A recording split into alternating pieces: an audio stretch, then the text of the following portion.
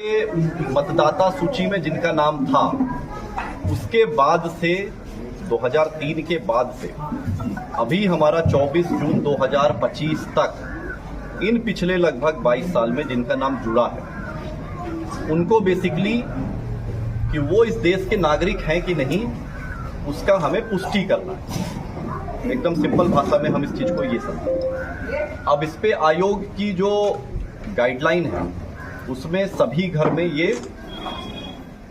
गणना प्रपत्र बंटना है। ये बांटेंगे बीएलओ, सभी बीएलओ को ये हस्तगत कराया जा रहा है, सभी घर में ये बांटा जाएगा।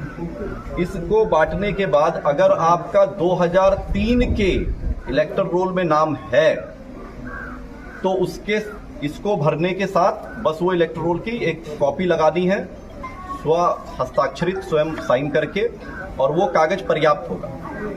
अगर 2003 के इलेक्टर रोल में नाम नहीं है उसके बाद फिर एक नई जो उसके बाद चीज शुरू होती है वो ये है कि आपको दो तिथियों को ध्यान में रखना है। दो तिथि क्या है? पहली तिथि है 1 जुलाई 1987। 1 जुलाई 1987 के पहले अगर आपका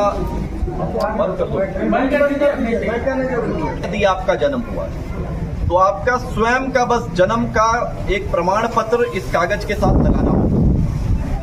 वो 11 कागज जो आप दे सकते हैं उनमें से कोई भी कागज दे सकते हैं। आप अपना जाति प्रमाण पत्र बनाए हुए वो दे सकते हैं, आप अपना आवासीय प्रमाण पत्र बनाए हुए हैं वो दे सकते हैं, पारिवारिक सूची में अगर आपका नाम अंकित है उससे जनरेट की हुई वंशावली है उसको आप दे सकते हैं।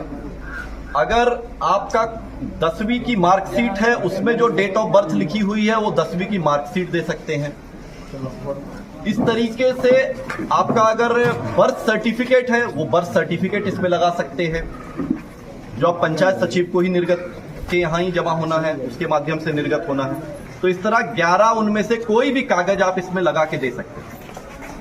दूसरी महत्वपूर्ण डेट जो आपको याद रखनी है वो याद रखनी है 2 दिसंबर 2004।